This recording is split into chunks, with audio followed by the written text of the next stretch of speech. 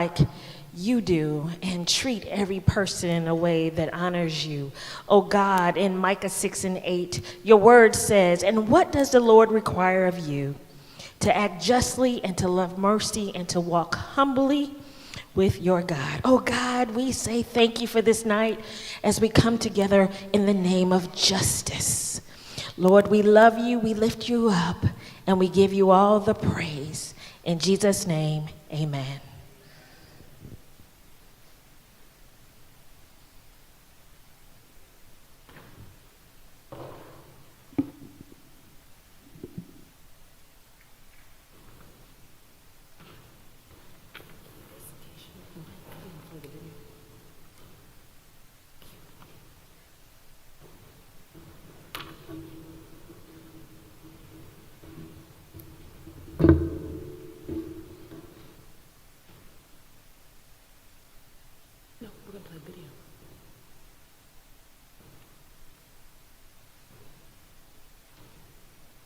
Now we would love everyone's attention. We're going to share a video explaining exactly why we're here and why this is so important.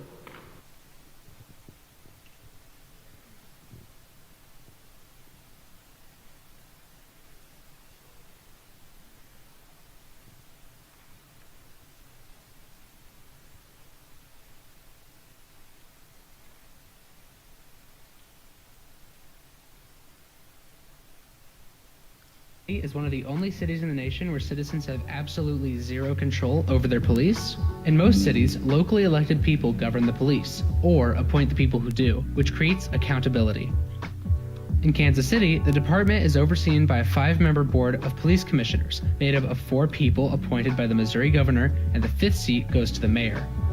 To make matters worse, in the last 18 years, there has only been a single person appointed from the east side of Troost, where police spend a large majority of their resources. And to top things off, the board has been predominantly white appointees. Of the last 17 governor appointees, only 3 have been black, only 1 Latino, and 0 have been women of color. 10 of these same 17 appointees lived in a small geographic area around Plaza, Brookside neighborhoods. So now you know who controls the police. Did you know that Kansas City is one of the only cities in the nation where citizens have absolutely zero control over their police? In most cities, locally elected people govern the police, or appoint the people who do, which creates accountability. In Kansas City, the department is overseen by a 5-member board of police commissioners, made up of 4 people appointed by the Missouri governor, and the 5th seat goes to the mayor. To make matters worse, in the last 18 years, there has only been a single person appointed from the east side of Troost, where police spend a large majority of their resources. And to top things off, Thank you all so much for listening in and paying attention. So you can clearly see from this video why this is so important. One, I want to welcome you all to this event. This is so important. I'd like to introduce myself. I am Lisa Benson. I'm the executive board member for MORE2. I'm also with individual members, and so I'm very passionate about this organization, the impact it's had on our community, and the impact it's had on law enforcement, as well as really the criminal justice and court system. And so the idea of us really getting behind local control is so very important. I've actually been engaged with MORE2 and very aware of this topic since I worked in television news, and even more so thereafter, when it comes to the fact that we essentially don't have control. And so we have to get a state law passed or overturned and a city ordinance passed by voters, which is extremely difficult to do in a political climate that we're in right now. We've kind of been in this climate for a long time, so the idea of us going about it that route is almost next to impossible. So the only other way for us to do this is through the criminal justice system, is in regards to really filing a lawsuit. So MORE2 started working on a legal strategy with attorney Spencer Webster, and I'm so excited to learn more about this strategy and the impact that it's going to have on the city, the impact it can have on local control, and I'm so proud of the people who agreed to be a part of this lawsuit and the impact they can have, who is the attorney who's going to be handling this case to really answer more questions and tell us more about what's going on here and how you can support. Hello. Hello, thank you.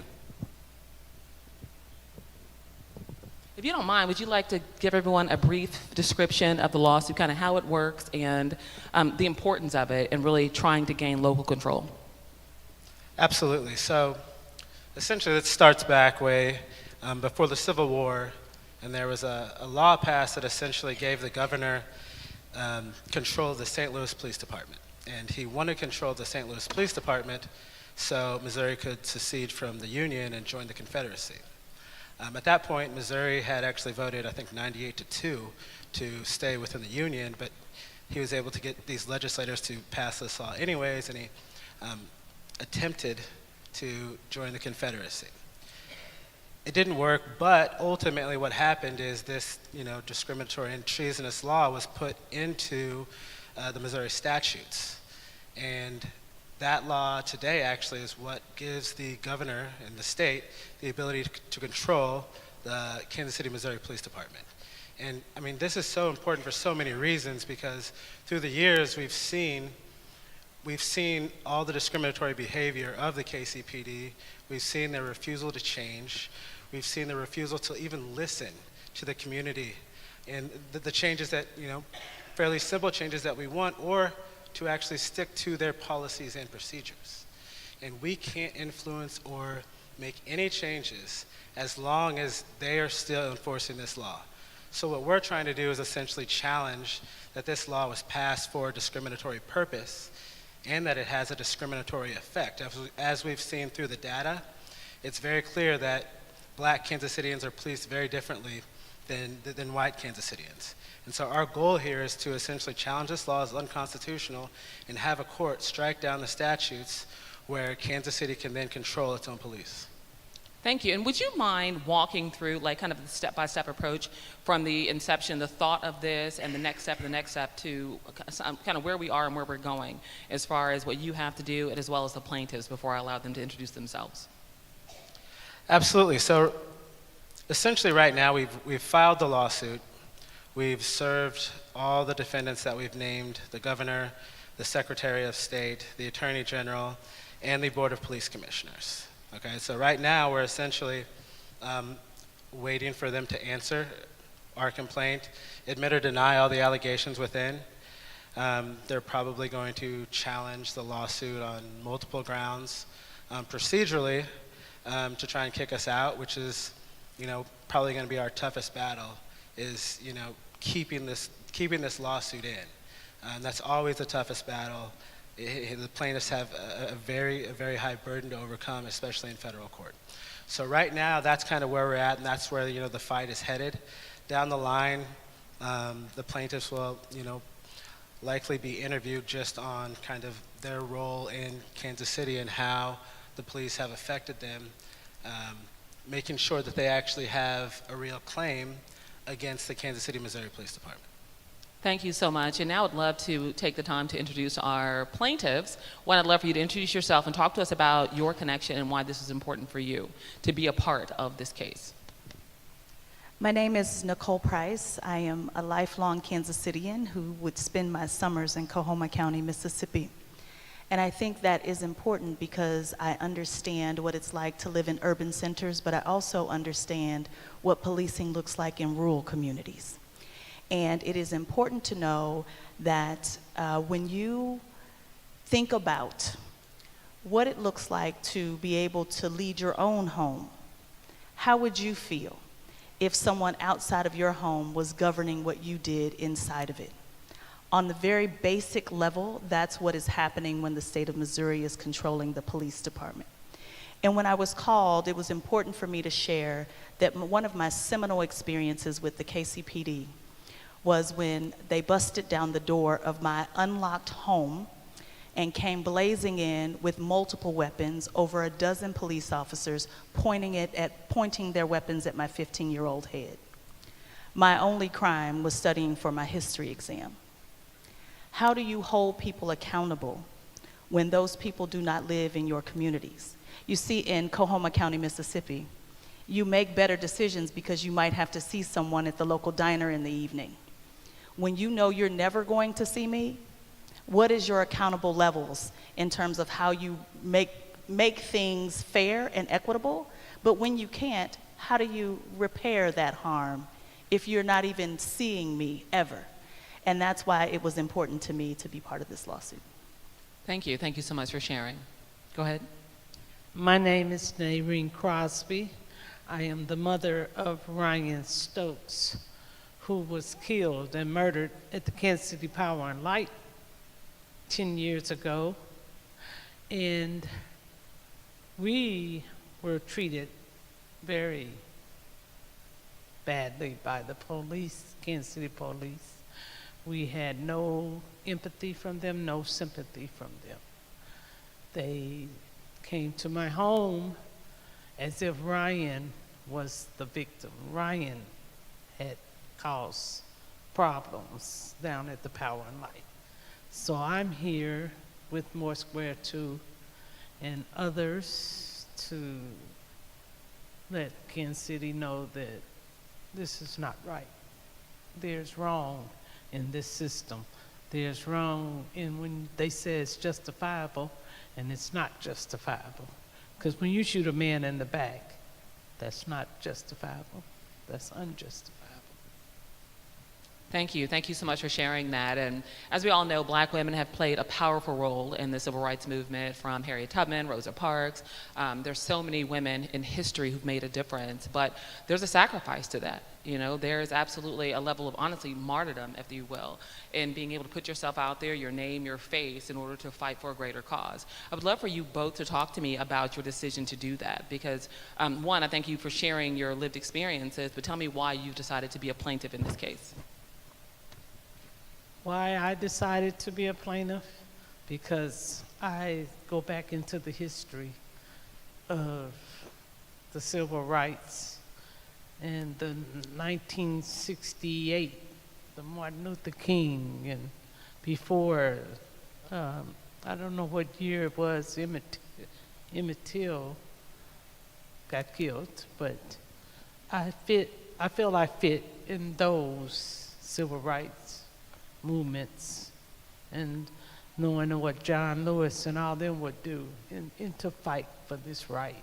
So I'm here to fight for a right. I appreciate you aligning yourself with Mamie Till, because she too decided to take her pain and empower herself through her story and forcing everyone to contend with her loss. And obviously, even to this day, we know her name, we know her son's name. So I thank you for sharing that and aligning yourself in that space. Same question? I am a present day realist, but an eternal optimist. I know for sure that there is going to be backlash related to being associated with this lawsuit. I am not unclear about that. And I'm a lifelong Kansas Citian. And I believe that every Kansas Citian wants for Kansas City to be different 25 years from now than it has been for the last 25 years. How is it that using the police's own data, that they are able to say, we stop Black Kansas Citians at greater rates than we do any other demographic of Kansas Citian, and that we would just have apathy for that and not do anything about it? Why is that possible? It is not because we don't have good police officers. It is because we don't have the system and structure in place to be able to hold people accountable. I don't hold people accountable to what I say. I hold people accountable to what they say. And the police department says that they are here to protect and serve all Kansas Citians. And we're going to hold them accountable to that. I think I'm just going to give her my closing arguments, to be honest with you. Good decision. So talk to me, and anyone can open this question, or all three of you.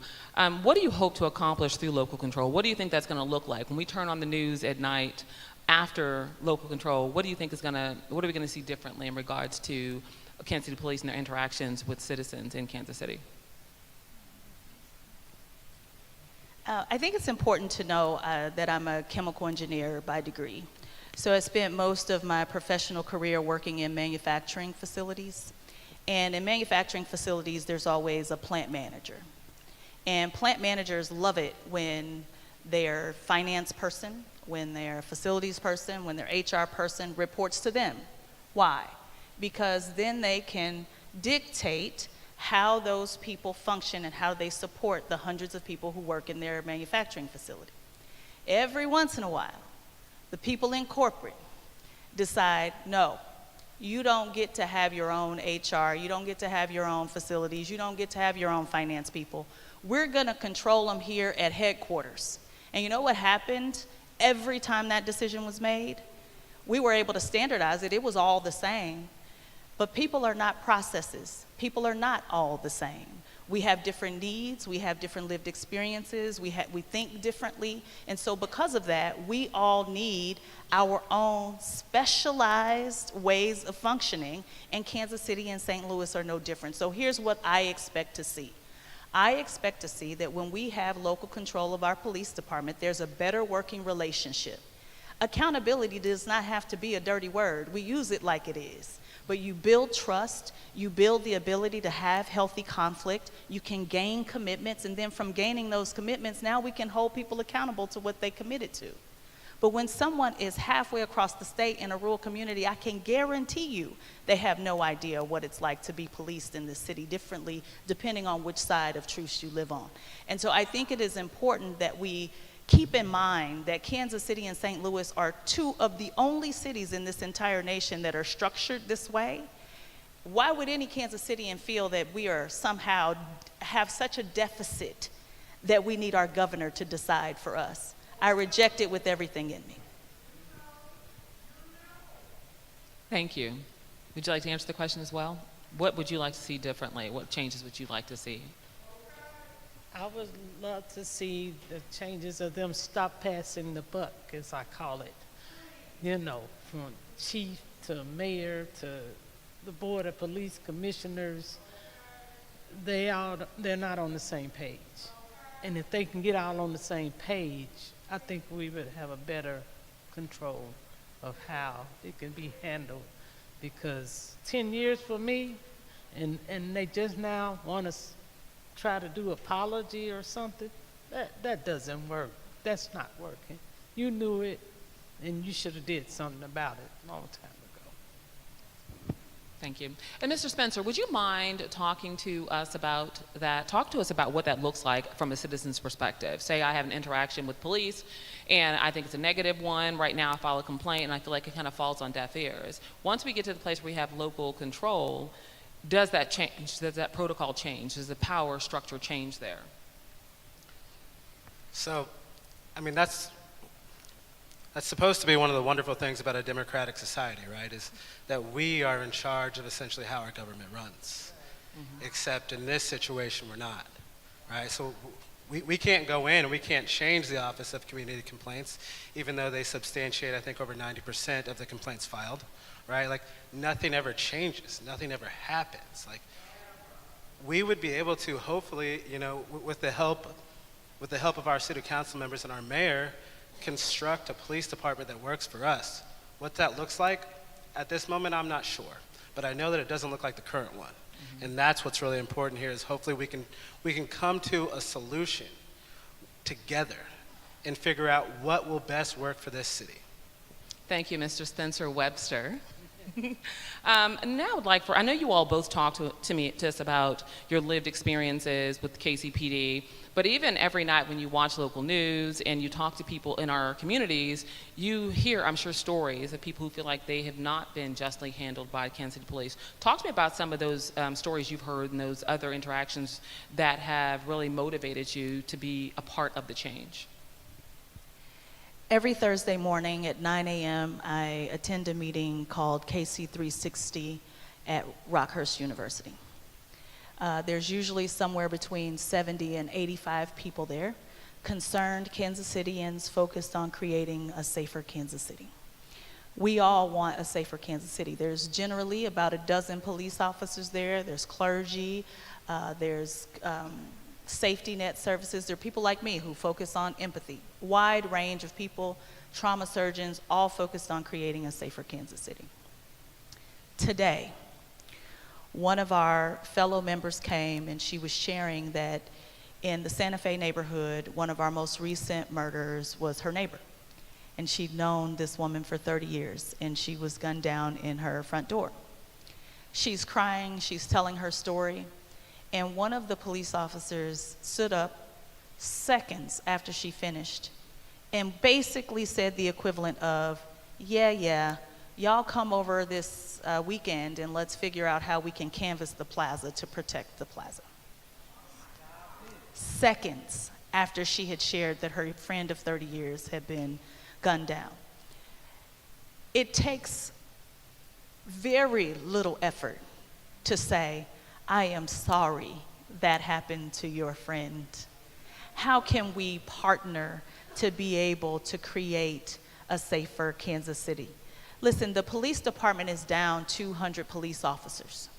So we have to figure out a better way than policing people in the way that we have. But good luck trying to do that when you have no idea who the leader is. The leaders are the ones that create the climate for our city, period. I have studied nothing to the doctoral level except for leadership and management. You cannot lead a group of people for whom you do not work alongside. You can't. It is impossible. And so this decision to have local control of our police department is important if we're going to ever get back to a safer Kansas City. And I will double down on what makes us uniquely different, that we are not, all Kansas Citians, we don't have the ability to manage our own police department. What's so different about us than every other city in this country? And people will say, you know, you can change the structure, but it's not going to change anything. Well, why is that different for every other city in the country? Why is it different? The engineer in me can't let that go. What is uniquely wrong about Kansas City and St. Louis that we need our governor leading our police department? Thank you. Thank you so much for sharing that. And I would love for you to answer the same question, and from the perspective of someone who had to really deal with the police department on a very personal level in regards to your son. What did that feel like going through that process and feeling somewhat powerless and being able to hold them accountable and to get the answers you needed? Well, I still go back to this day of how they contacted me, how the Kansas City Police Department contacted me the day that they killed Ryan. You know, I received a call that they wanted me to meet them somewhere. Could I meet them somewhere? And I said, no, you can come to my home.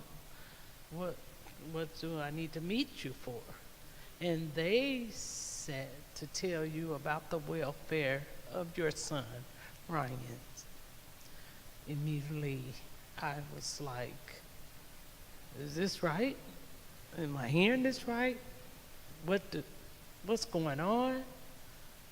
And at that time, I found out that they had also already been around my neighborhood, around the area, scanning and watching us and seeing how the crowd was at my home. So in the report it says there's a very large crowd at Ryan Stokes' home. They brought the police like SWAT, like detectives and police had vests. They were just rude. So how do I feel about police that treat you like that? That, you know, they had to get their story together.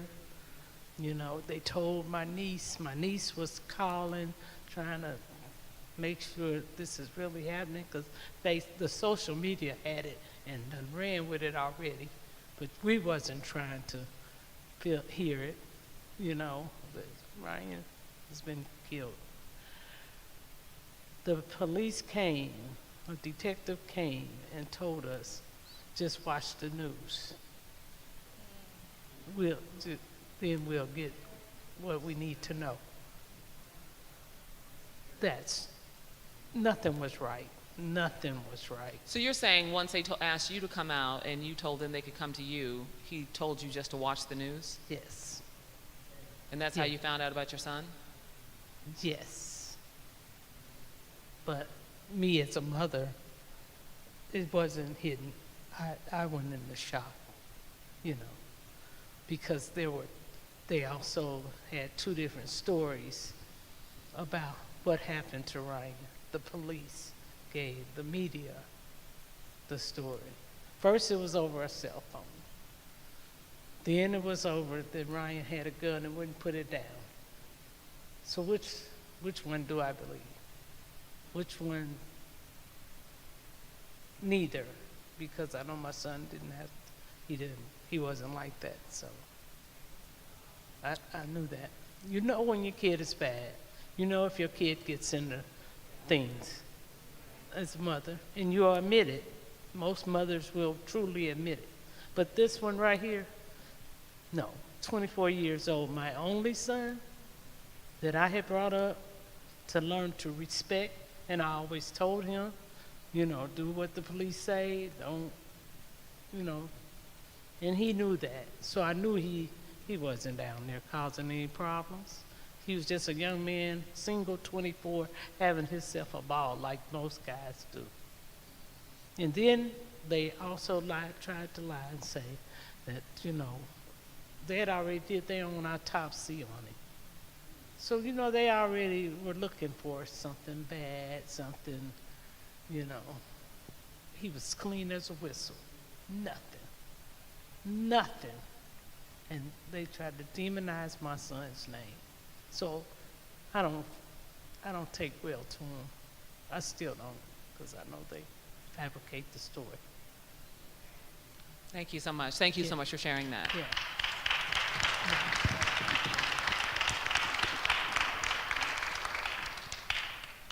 Did you want to share something? You know what's interesting about my experience when I was 15, my mom was in charge of the food ministry at church, and she was a cafeteria lady for several decades, and so she fed people in the community. That's what she did. So naturally, there's a lot of traffic at our house, and the story. So speaking of lies, the story about why our house was mistakenly thought to be a drug house was that they believed that one of my nephews, who do not live, none of my nephews lived with my mother, that my nephews must have been selling drugs, and so therefore that's how they made the mistake. I believe, even at 15, that once they came in, you could see on their faces that they knew they were in the wrong house. You could tell. But that did not stop them from turning over everything in our house.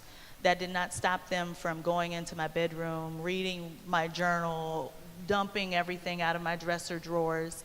And at the end of the night, when they did not find any drugs, cinnamon, you know, flour, all she got was a, "I'm sorry, ma'am."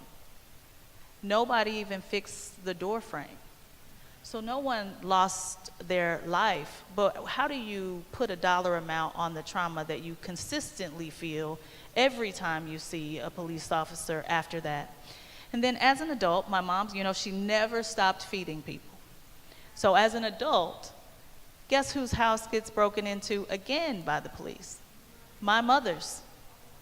This time she's in the bed sleeping. She was had her concealed carry permit, and I'm so grateful that she didn't wake up, because had she probably would have drawn her weapon, and then she would have been probably like a Breonna Taylor, having been killed in her sleep. And one of the primary questions that I continually get is, you know, is this anti-police? This is not anti-police. This is, how do you fix policing culture if you do not have control of the structure, the leadership structure of the police? And the police officers should be interested in having a structure that promotes a healthy culture. It's better for them too. You would think police officers wouldn't want to make mistakes. At least that's what I would think. You would think that police officers wouldn't want to have to come to someone's house and lie about what happened to their son. And so how can we prevent more of these things from happening? Local control of the police department.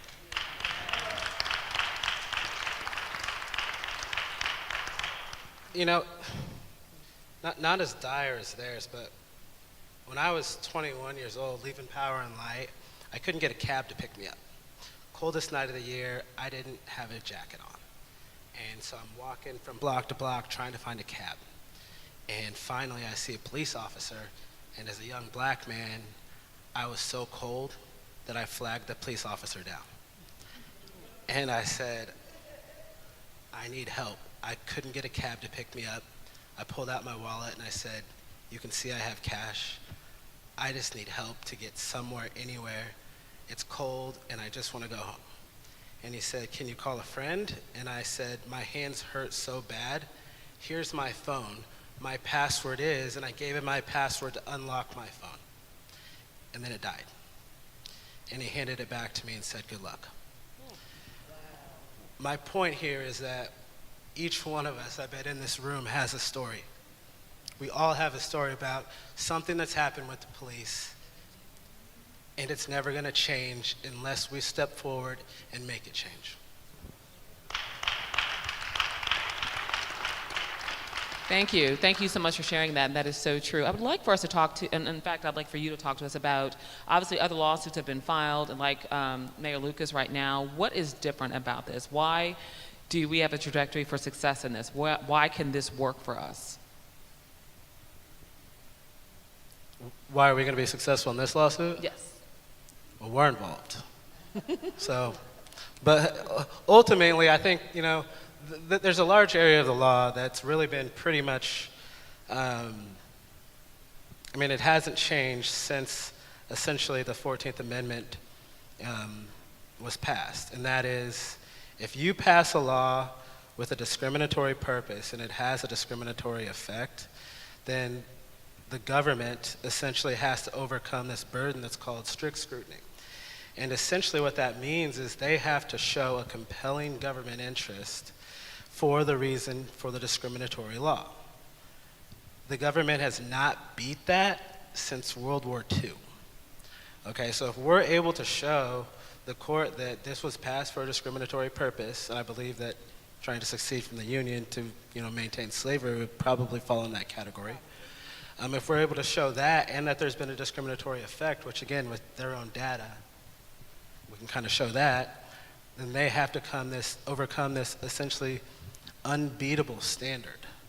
And I think that's a really powerful tool that we have in front of us here under the Equal Protection Clause that the other cases really haven't put forward, right? And I think one of them may have an equal protection claim, but it doesn't rise to the standard where they're going to have to overcome strict scrutiny. And none of these lawsuits are actually challenging the statutes that allow the state to have control over KCPD. So we're really the first lawsuit here that's going after the heart of it, right? We're going after essentially what gives them the power to do this. We're not just challenging whether or not they can take 25% of our budget. We're challenging their ability to have any control over Kansas City Police Department. And that's what's different from our lawsuits than the other ones.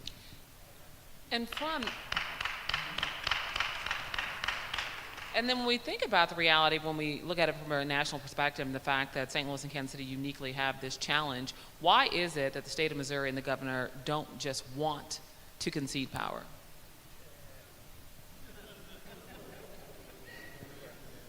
I plead the fifth.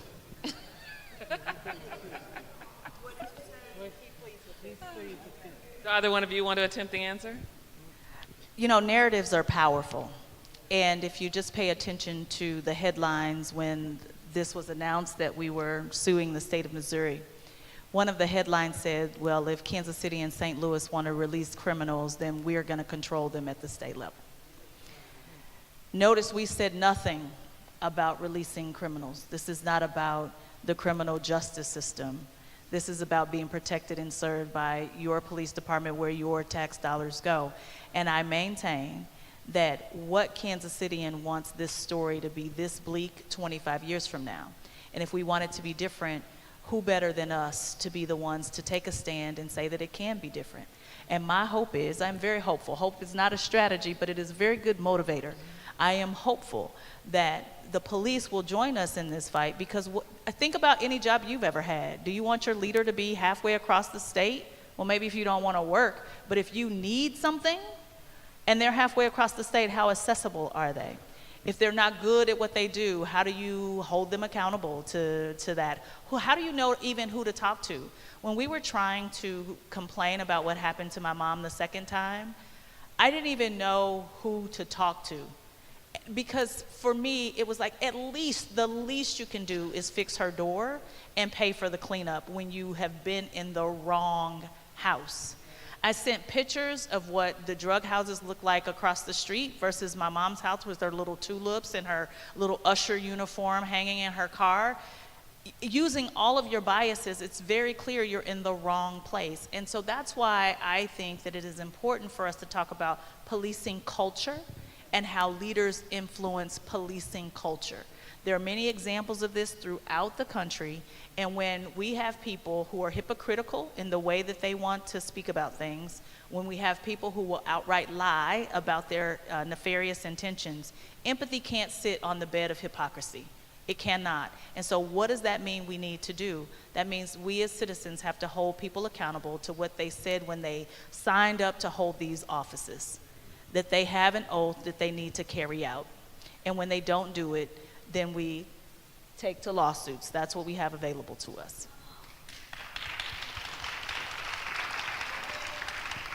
Thank you. I appreciate you sharing that. In fact, I wanted to double back with you in regards to you having that experience at such a tender, young, formative age. How did that impact the way you regarded and really interacted with police during your teens and 20s and obviously into your adult years? How did that impact the way you saw law enforcement, specifically here in Kansas City? You know what's interesting is that I didn't even know what a trauma response was until the last couple of years. And that's when my therapist shared with me that whenever you have the same feelings that you had when the event was occurring, that's a trauma response. And so whenever it's not necessarily when I just see a police officer, but certainly when I hear police sirens, certainly when I see a police officer with their weapons, my heart rate will race, my watch will say, you seem not to be moving, but your heart rate is elevated. Those are trauma responses. And my story I just happened to be here to tell it. We don't know how many people are just not here to tell their story, either because they are buried in a prison somewhere without the bail money to be able to get out, or because, like Ryan, have been murdered and so they can't tell their side of the story. We have no idea how many of these stories exist. And so for me, how do you fix the trauma that has happened to me personally? You take a systemic look and say, all right, how do we fix this system so that this is not happening to anyone else? This is less about me and my personal experience. I go to therapy, I am working on my own healing. But each of us has a responsibility to people who are like more than ourselves. So how do you do this for people who don't know how to speak up? How do you do this for people who are afraid to sit here and put their name out, knowing people are going to look up their address and look up where they live and try to damage their careers? Because it is going to happen, and I'm prepared for that. Why? Because it's important that 25 years from now, Kansas Cityans have the ability to say, look at what we have overcome. Look what is different because of the work of a small number of people. Thank you. Thank you for sharing that. Well, we have another brave woman who has joined us on the stage. I would love for you to introduce yourself and talk to us about your decision to bravely be a plaintiff in this case. Yes, I am Dr. Barbara Johnson. Use your microphone. Oh. It's on. Is it on? Okay, I'm Dr. Barbara Johnson. I've been in the community at 33rd and South Benton 60 years. My baby girl is 60 years old, so that's how long I've been there. But I came out of the South during Civil Rights, 1961. And I came into Kansas City when it was, we couldn't live further than 31st Street. And of course, the East of Truth was real.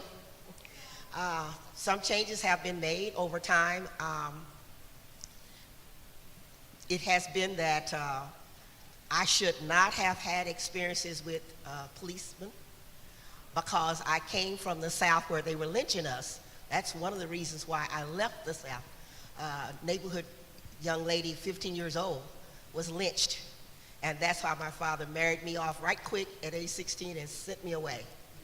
So I know something about how that violence works.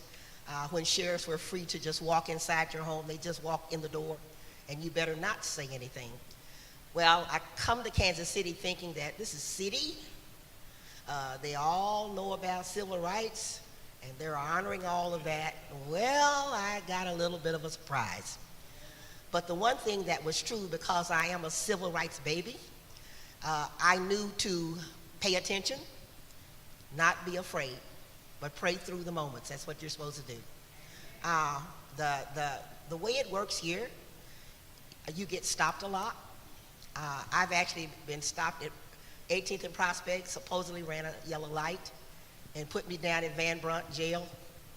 And I had to prove that I wasn't who they say I was by having one of the ladies unravel my hair so that she could see it was real. And that was the only way I could prove I wasn't that person that they were finna lock up, because of a yellow light. Officer Deffenbaugh, I'll never forget that rascal. He tall and talking down to me, and I said to him, I said, "Sir, all of us don't look alike. Are you confused?" And I know a red from a yellow, and he says, "You're assassin and being a smart you know what." And I said, uh-oh. All right, so to jail I went, down Van Brunt. Of course, I weathered the storm, but I also had a lot of people in the community who I could call, and they were the big folks, and so that helped out. The other thing was Pastor Wallace Hartsfield. I'm just going to pull that name out because it was true. The godfather was the church I went to. Anyway, knowing that, and over the time, the years, I have been stopped on Rock Hill. Owning a new car wasn't a good thing, and I did. I'm a military wife, or ex-military wife, I was at the time. So I happen to have new cars. But the other thing is, I've also been stopped at the back of my gate at 34th, pulled up and said to me, "You stole a car?" I said, "No, sir. Black folks drive new cars."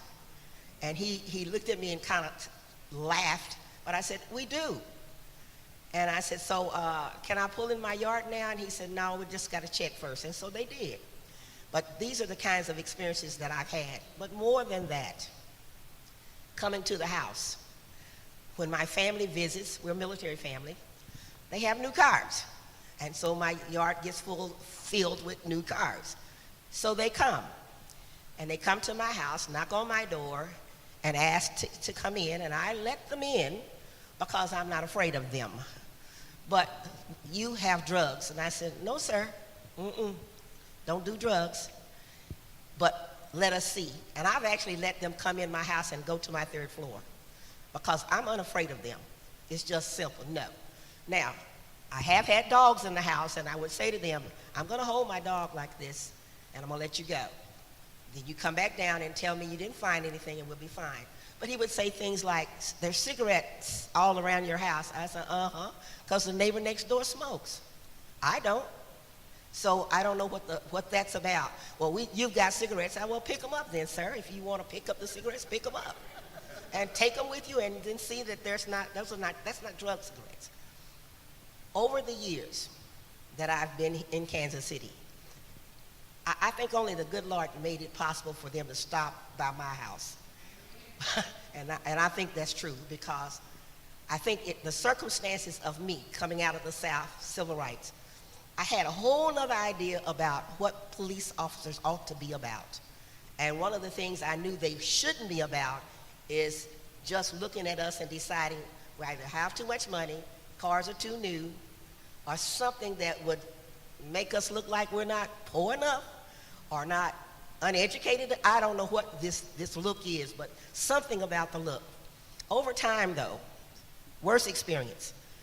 My 17-year-old son, on his way to the school, the big school, and he was stopped at Wabash. He was doing a lean-in right. You know how young black boys comb their hair, lean in right? Hit the pole at 35th. He messed the car up. It was the old 69. I was just letting him drive that because I know he's combs his hair and leans. And so he was driving that car. They took him out of that car. They beat him. And the ladies on Wabash who knew him stood around him to guard him, to make them stop. I didn't have the car because he had the car. So one of the neighborhood boys ran home and got me all the way up to 33rd, from Wabash to 33rd, and got me, and I ran. And the lady said, no, we took care of it. We kept them at bay, but you better go to Linwood quick. And sure enough, I got one of the ladies to take me up to Linwood right quick, and sure enough, face swollen and all of that. And he was scared to death. And my son, all these years, is afraid of Kansas City because he said, they don't like us here. And I'm saying, it's not that they don't like you, but they have some rules that don't make sense. I'm just saying that those kinds of experiences, I mean, I can just run a list of how many times they've been to my home. I can run a list of how many times they stop us for no reason. I've watched them in the neighborhood as I direct them. No, they're not doing anything. Because think about our children playing in the street, and all of a sudden here the police will pull up. Fascinating thing though. Now that the neighborhood is gentrifying, 2016 was a marker. All of a sudden they weren't stopping our boys. They stopped. Isn't that strange? I call it strange. Because I'm asking now, why all those years before and now? Walking in the street with the buggies and the dogs and riding bicycles, and nobody's being stopped anymore. And nobody's knocking on doors. I just think that's strange. But I'm the kind of person that I look, I listen, I observe. I was always part of Ivanhoe, Palestine, Oak Park. Because being a part of your community is critical, not just your church, your community. And that way you know what's going on among everybody, because let me be very clear. I'm an educated person. Everybody I knew was highly educated. What if I hadn't had that access? What if I had not? What if I had not? That's all I'm saying. What if I had not? Well, thank you so much for sharing that and sharing your story. Before we go into the actual Q&A session, I would love for you to talk to us about why you chose to be a part of this lawsuit. Because one, I appreciate you sharing your lived experiences and that of your children, but why are you willing to put your voice and be a part of this lawsuit? Well, there is a rule that the Bible talks about all the time, that if you don't speak up, you're in consent. In other words, the good Lord requires that you speak up and speak out. He does require that.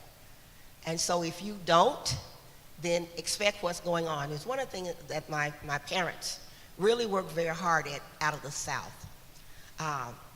My dad and mom couldn't read or write, didn't know Tide on a Tide box.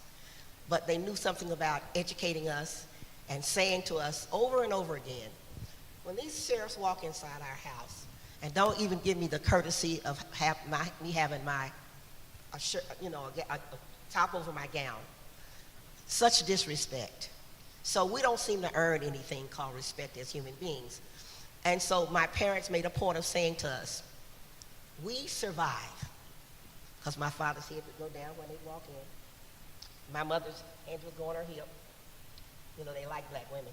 So that was always all right. Her hands on her hip, but my father's head down. And they said to us, you must live. We've survived. You must live. And your children should thrive. That's our motto in the family. So we were educated. My father made sure of that. That old farm educated all of us. I'm 7 of 14. 7 of us have degrees, most of the girls. But I'm saying those kinds of things were parents instructed, and they said to us, you never be afraid again, because God does not require fear of only Him. That's it. And I believe that.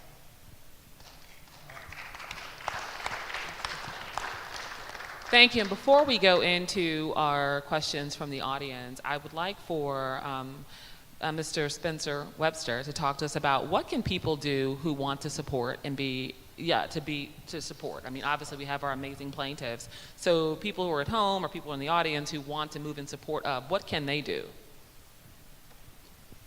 I mean, really kind of keep up with what's going on in the lawsuit and give money to MORE2, because this is not going to be a cheap endeavor.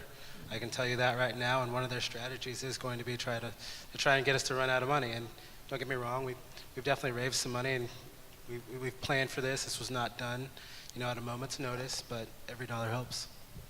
Awesome. Thank you. Thank you so much. Now we'd like to open up the questions for the audience, and the questions are open to our attorney as well as our panelists. Who has a question?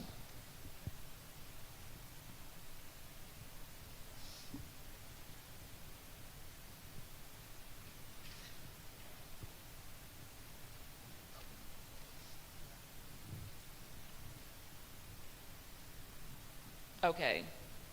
I'm getting older, so it's like I have to move it further away from my eyeballs. Okay, it says, if the suit is successful, does the Missouri legislature have to approve the change in the Missouri Constitution?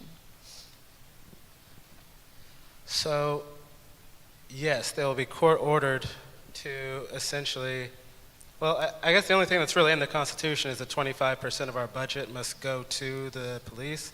The actual statutes creating state control are not in the Constitution, but those would be struck down by a federal court, so they would have to abide by that order. Next question. Do the police commissioners have any knowledge or experience in police or criminal justice? No. Next one. No leaders to lead the police. What is the chief of police doing? And how are we going to make a police officer do what is right or a kind act? She's not doing nothing. Nothing. Nothing. She ain't doing nothing. So the next one, how are we going to make police officers do what is right or behave better? I mean, there's nothing that we can do to make anybody do anything, but what we want is a system in place that holds people accountable who don't do the right thing. As of now, that's not in place. We've had an officer who emptied, I think, over 40 bullets into 2 unarmed minorities and still was on the police force. That's the kind of stuff that we want to change and make sure that our system does not allow for. Thank you. Next question. With state control, we are vulnerable to losing our residency requirement. With local control, we can maintain it.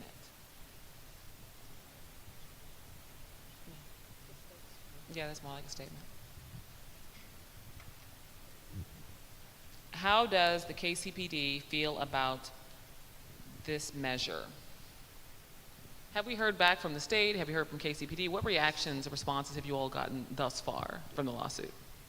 Well, like Dr. Price said, the Secretary of State has some very strong feelings about it, and as he said, if we are going to catch and release, then they're going to take care of it, down at the state. The issue for me with that statement is they're one of the worst departments in the country at catching, so we don't really have much to release just because, they don't actually catch the criminals. And I would back up from that and say, why are we even talking about people using terms like catch and release? It is a dehumanizing way to talk about human beings. What I think is interesting is that in private conversations with good police officers, they understand and know what it looks like to be controlled by the state and how that hinders their ability to be able to conduct professional development, ensure that police officers are also healing from the trauma that they experience so they're not blowing that trauma through other people. Some of these unconventional ways of protecting and serving citizens are just not even available to them, even when they know they're right, because the state is controlling the police department. The structure is what we have to address. It is not about individual people, and if I could think about any way you can support me, it's helping to expand this narrative that this is not anti-policing. This is changing the culture of policing, because we know what it looks like when people are in communities that feel like they're being protected and served. That can be true too for Kansas City. And so help us expand that narrative so that people don't think that this is an us against them even. This is about the structure and the leadership control and how we use that structure and leadership control to impact the culture of policing in Kansas City. What impact do you all believe local control would have on, because right now I know Kansas City currently has openings. They need more police officers. What impact do you think is going to have, local control is going to have on people wanting to join the force and or staying on the force? I don't think we need more police officers. I know we're down 200 police officers. That's what the major said just last Thursday at our KC 360 meeting. And what organization isn't down in terms of being able to have the labor they need to do their jobs? This is a beautiful opportunity for us to think about different ways of engaging with each other here in Kansas City. The poor major is saying, I'm down 200 people. So now let us talk about how do we make sure people are fed? How do we know how to handle drug issues. We've demonstrated it with the opioid crisis. How do we demonstrate that with all other drug issues that are going on in our city? Dr. Jordan is talking about what happened to her years ago, correct? When I live in Kansas City, but I live in Platte County. When I first moved to Platte County, I was stopped 4 times in 1 month and didn't get a single ticket. These things are ridiculous, and what she's saying, don't think that this is like only 1960s and 70s. I was asked, whose car is this? Are you ridiculous? I don't have a single white Kansas Citian as a friend who's ever been asked by a police officer, whose car is this? Never. All Kansas Citians should want something different than this and help us with that narrative. Yeah, can you imagine them walking? I look out my back door. This didn't just happen in the beginning of the 60s and the 70s. This has happened later. And I go to my window, and the neighbor said to me, somebody's in your backyard. The police is in your backyard. So I run to my back, and guess what? He's out there just exploring, looking for drugs. He says, I've asked you before about these new cars. And I said again, we're a military family. Guess what we do? We buy new cars. That's what we do. So when my yard is full of new cars, it's because my family is visiting and they have new cars. Now, I said to him, my children are in their 60s, my grandbabies are in their 40s, and my great-grandbabies are in their 20s, and they have new cars because we buy them. But he was insulted because he just couldn't believe. Y'all got those new cars? And my son said, I can't keep coming here, Mama, this is crazy. Now don't think that they didn't hear and scared. Mom, aren't you scared? You need to leave here. No, I'm not afraid, no. Because this makes no sense. No sense. And somebody has to have the courage to do it scared. Like somebody has to have the courage to say, this is not okay. I didn't even realize until I was appointed to the Human Rights Commission here in Kansas City that we had 20 years worth of data. Police offered data that says we treat our black citizens different than our white citizens. It's their data. What are we doing about it? There's no leadership accountability to say that they have to do anything about it. Every Kansas Citian should be upset about that. When I did my dissertation, it was called Design for Failure, African American Males in Traditional School Structures. And my curiosity was, Reverend Hartsfield said to me, he said, when we go and do our prison ministry, don't you notice that there's just black and brown boys behind those bars? And they'd say, Grandmama, I can't read. I said, but didn't you finish high school? Uh-huh. But they never asked me about learning to read. So I come out of corporate America, 16 years with the Kansas City School District, and I found that to be strange. But I could get my boys within a year's time, get them so they could pass a GED. So what do you think was going on inside the schools? Well, 4 years of my walking inside these elementary schools and watching them. And then watching our high school boys not be able to read. I'm questioning them. 6th grade level, 5th grade level. I taught at Penn Valley, taught at Rockhurst, taught at UMKC. Our boys come out of there unable to read well enough to even think about college. So what do you think is going on with that? Well, my tie was watching Pastor Hartsfield asked me, he said, don't you think there's something strange about our boys in juvenile and our boys in prison? Now, we're doing prison ministry, and that's all you see? Black and brown boys? That's deliberate, folks. That's a plan. It's a plan, and it's a process. They make sure. They make sure. So from my study, I found out that there was absolutely a great tie between making sure, and guess what the kick-out point was? 3rd to 5th grade. 3rd to 5th grade in black and brown schools. You can count on it, prison. You hear what I'm saying? Count on it. Thank you so much. And I would like to segue to the next question. Why do you think there are not more people here, understanding how policing impacts our community, us as individuals, because like we said, probably everyone in this room has a story to tell. Why do you feel as though more people are not in this room and being a part of this conversation? I think it's obvious. Like, who wants to be associated with anything against the police when they behave in this way? Like, this is not the safest thing to decide to do. And if we believe that it is, then we're not really paying attention to what's being said up here. And people think the opposite of empathy is hatefulness. It's not, it's indifference. It is apathy. Like, this does not impact me, and so therefore, I don't. The number one question I get from journalists is, why does it matter who is leading the police department? But guess where those journalists lived? Guess where they live? Johnson County? They don't live in places that are policed in the same way.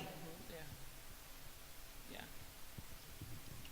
I want you to understand, too, with my interest in the schools, I watched the schools as they turned, Hickman Mills, Grandview, Belton. Remember, there was a time when I first came here in Kansas City, you couldn't even live in those places, remember? You couldn't live in those places. Then all of a sudden, guess what? Hickman Mills, 80-some% black. You understand what I'm saying? So the minute we move, guess what happens then? Then all of a sudden, their children get picked up. You do understand that happens. Because I've had friends say to me, Dr. Johnson, you know what? You know what's happening now? I said, I told you but not to live out there, because you're not going to have it any better. The minute it turns black or brown, the police are going to be on you. And that's the way it is. I'm sorry. Thank you. Next question. Have police officers been asked to be a part of this process? No, police officers have not asked to be part of this process. To be quite honest with you, I'm not sure if they were a minority, it would be safe. I've talked to many of them, and it's not real great for them inside the department. I would not feel comfortable asking a police officer of color, to help us with this initiative, because I really would be scared. As I'm worried for all of us in a sense, I would especially be worried for somebody inside the department. I would be afraid for a black officer. Wow. For them to know that he's working with us. I would be afraid. Thank you.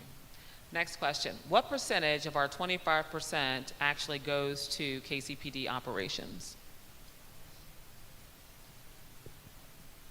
The way that they do their financial accounting is very bad or very good, I'm not sure. But I'm not sure we can discern where their money goes, to be quite honest with you. They say it goes to salaries, they say it goes to lawsuits, they say it goes to settlements. We don't really know. Wow. And so does St. Louis no longer abide by the state control? That is true. In 2016, maybe they got local control by voter referendum, a statewide vote. Somehow, I'm not exactly sure what happened, but Kansas City did not join in that effort, so we did not get local control. But I do know, I think last week or the week before, the Missouri House actually passed another bill to try to bring St. Louis back under state control. So like we said, and this is another reason why this is so important, because even when the voters spoke, Jefferson City said, you know what, no thanks, right? So this is why it's important to have a court order that says this is unconstitutional. Thank you. The next question is, can we put local control on the ballot? And you kind of just addressed that, right? Yeah, that would take millions and millions of dollars. I personally do not have that. If somebody's willing to, toss that up, I think it'd be great. But again, as we just said, there's no, certainty that the legislator is actually going to abide by what the voters want. Next question. Do you know who the judge is yet? Yes, we do. It's Judge Phillips. I'm very happy about that. She is an excellent judge, and I'm not sure. There's a lot of great judges in the 8th Circuit, but I'm very happy that we got her. Okay. How can we change the racial balance of the board versus local control? I think that's it. Yeah, I think that's what it says. Change racial balance of the board versus local control. Okay, go for it.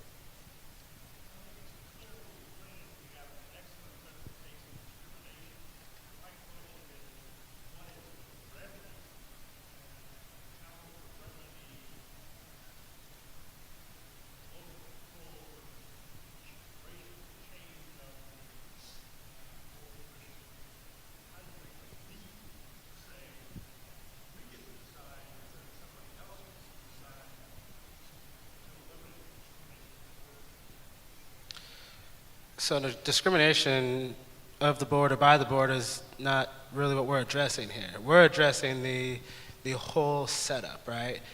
This law was passed in 1861 to try and secede from the Union. So we're trying to dismantle the fact that the state has control and is able to appoint a board to control the police. What we want is our own form of police. Whatever that be, whether that be a board-controlled police, whether that be, a chief that reports to the city manager or the city council or the mayor, however that be, we want the setup to be something that we come up with, something that we decide, something that works best for Kansas City, not something that Jefferson City came up with in 1861 and decide that it's still applicable today. Thank you. Any other questions? Oh, we have another question. Okay.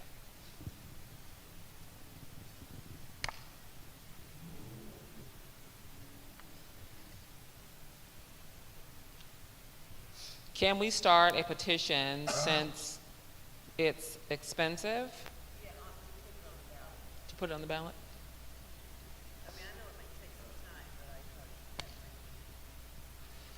That is actually something that's outside of my expertise. Again, my only concern with it is you spend all this time and money to get a voter referendum and it passes, and then the legislature decides that they want to take it back. I mean, this is, there was a time when actually this was actually declared unconstitutional based on the grounds of, taxation, but that's since been kind of overruled a little bit. But then they brought the exact same law back. Like, they didn't even, bother to change it. They didn't bother to create it anew. It's simply a renewed, codified version of this 1861 law. Like, they just don't care. Are we under no taxation without representation? Isn't that what we're under anyway? No taxation without representation. Yeah, and Does that matter anymore? So that's what the other two lawsuits with the mayor and with Ms. Grant, they are alleging that. And, while we certainly thought about it in our lawsuit, we felt it best to leave that down to those guys, because what we didn't want is the judge essentially getting upset with us for bringing a claim that's already pending. So that is pending, and perhaps it, will prevail. That'd be great if we could prevail on all the lawsuits, but our one is specifically going after the fact that this law was passed with a discriminatory purpose, and it continues to have a discriminatory effect. And the next question you asked was, has anyone looked at the KCPD budget? Anyone look at it? We've certainly tried. Yeah.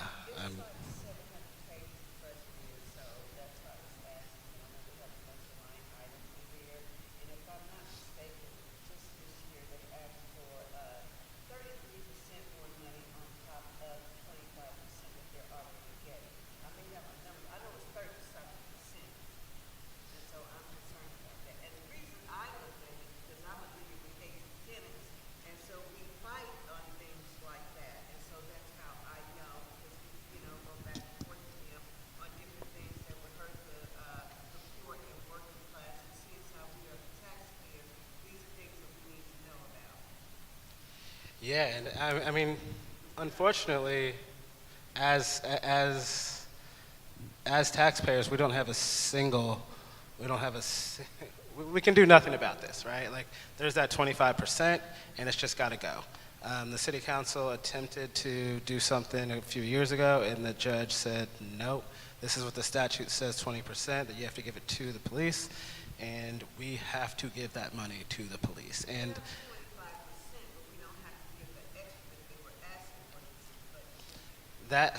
that is, I mean, my understanding is we only have to give that 25% that is mandated in the Constitution. And I mean, again, another issue that, you know, we run up against is that we have essentially the KCPD now suing the city of Kansas City, which means the city of Kansas City is paying for KCPD to sue the city of Kansas City, which doesn't make any sense. But they are saying that, you know, we've calculated this budget all wrong and that we owe them essentially enough money that would effectively bankrupt the city. I mean, the fact that we are paying for a lawsuit that would bankrupt the city to go to an agency of the state, that doesn't make any sense. Like, this whole structure, beyond the fact that it's discriminatory and racist, like, it just practically doesn't make any sense. Another one is like the DeValcanier case, right? We have a judge say that, you know, he's guilty. We have an appellate court that upholds that decision. But in that appellate process, we have the attorney general writing a brief on behalf of a criminal defendant instead of supporting, number one, the state and, you know, the family of the victim. Like, we don't even address that part. This has just become so common practice within the state and with the police that we're no longer even talking about it. And this is just absolutely insane. In any other place, this would be insane. But because we're here, and this is the structure that's in place, we've all just accepted it, and we see it as commonplace, and that is absolutely something that needs to change. And then just in plain language, when we were talking about the 25%, the request that the mayor was making was just so that we could take a small fraction of the 25% we were giving them and redirect those funds to things that we know improve and create safe communities. So we were just trying to say, hey, tell us how you're going to do these things we know work. And they were like, no, we don't have to tell you anything. It's your money, but no, we're not gonna be accountable to you. And so I'm gonna say this until you all tell me that you're so tired of hearing it. This is about structure. No one outside your home should tell you how to lead your home. That is exactly what is happening when we have the state controlling our police department. Thank you so much. And so I understand that you all are together for the first time tonight. And so one, I would love for all of you to answer this question before we move to our final movie tonight. What is it like for each of you being a part of this trio of powerful women under your fearless leader? I mean, I think I'm the one who's more scared than anybody, to be quite honest with you. And you should be. I am absolutely excited and stoked. You know, as I spoke with each of them before, you know, we filed the lawsuit, and, you know, as I've said before, each of them was just absolutely incredible. They're, you know, stronger than I could ever really wish to be. So I am excited to do this, you know, for everybody, but to have this group be the one that brings it is just absolutely incredible.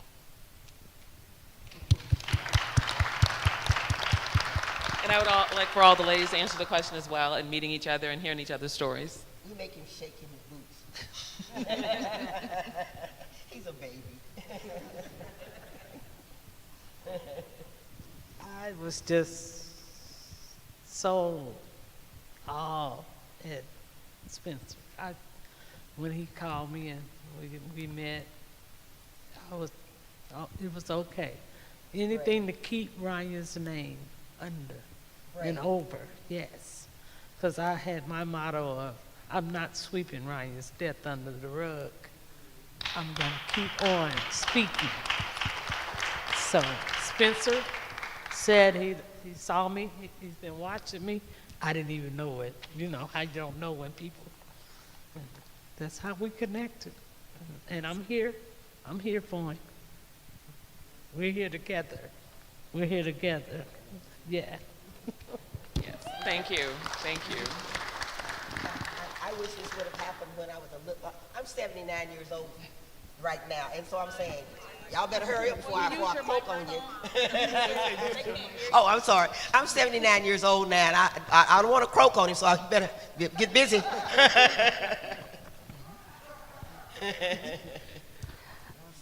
I mentioned that I have self-proclaimed to be empathy revolutionary. And many times people think about empathy and they think it means kindness or niceness. And I like to be kind and I like to be nice. But truly being empathetic by definition means you understand what other people think, feel, and believe. And when you understand what our state legislators think, feel, and believe, you know they're not going to do anything different without being forced. And once you understand that people are immovable by just talking to them, by being reasonable, by using logic, if that's not working, you have to use other tools in your toolkit. And so this for me is just living in accordance with my values, and I value empathy deeply. And these folks are being incredibly hypocritical about how they are policed. Let me tell you what, the cities where they lived are not being state controlled. And so if the cities where they live are not state controlled, why Kansas City? And St. Louis was. And St. Louis. Awesome. Thank you so much. And thank you all for being here and answering our questions. And thank you all for submitting your questions. This is such an important conversation. And now we have one more video we want to share with you all before we conclude our evening.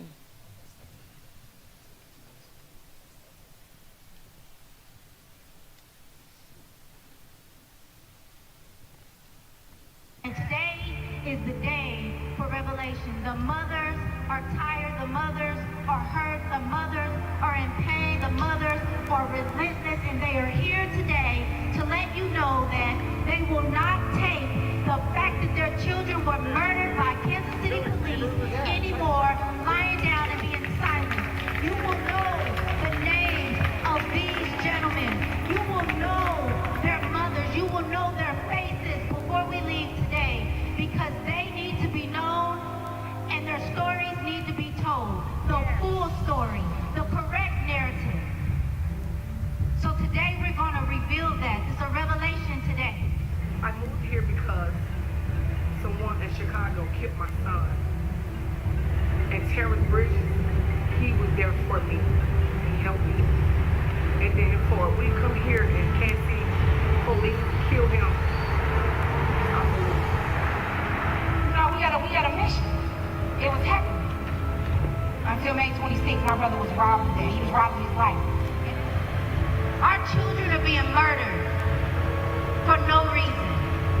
And the narratives are being twisted to make the murderers look like heroes, giving them medals of valor after they killed somebody's son. What kind of nonsense is that? We need better training.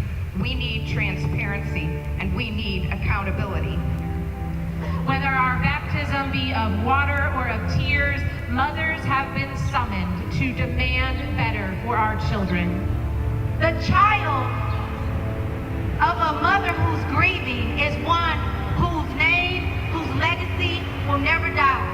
A justice is on the way. And Lord, today we are standing together and standing up for justice, praying and believing that justice is on the way.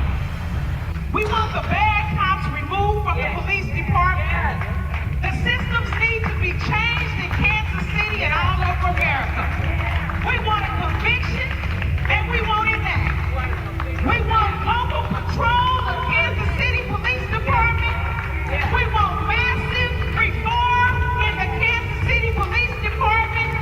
We want the system of white supremacy dismantled all over the nation for the mistreatment and melanated and poor people.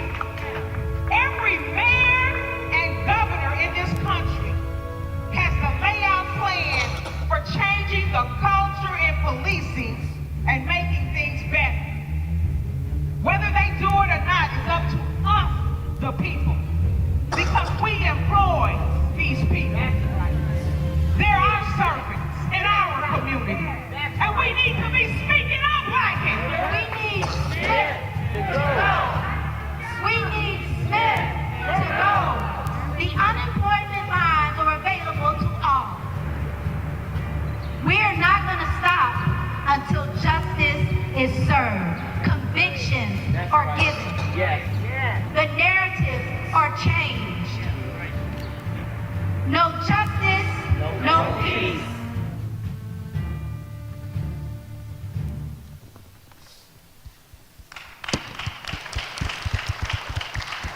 Thank you all so much for your attention. I want to welcome Doug Schaefer up. Thank you. You've got your material you've got when you came in, and look to the back page, and here's your chance to join the team that is working on this issue. I want to correct something here. It says I'm a registered voter in Jackson County. Platte County and Clay County count as well. If you're in Kansas City and you support local control, be sure to check that and leave your name. And if you also would like to work on this Missouri Criminal Justice Task Force, please check that. We'd love to have your attention. I want to leave you, if these haven't inspired you all by themselves, I want to add a scriptural reference here that these courageous women have demonstrated. Sometimes, you know, we feel like an exile in our own city or state.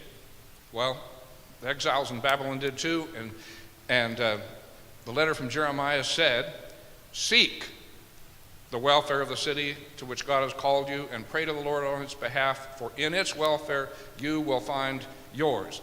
These women are seeking. They're not just thinking or praying or thoughts and prayers. They're seeking the welfare of the city. You can too. Thank you. And again, thank you all so much for being here. Thank you so much for your support. And I want to give another round of applause to our brave women and our fearless attorney and their commitment to seeing this through. And like we said earlier, those of you who want to move in support, obviously being able to give to More Squared, and not only showing up for these events, but invite people to show up, because in order for us to hold people accountable, we need people in seats and we need money in the account. So again, thank you all for being here. Thank you for your support, and we'll see you next time. Enjoy the rest of your evening.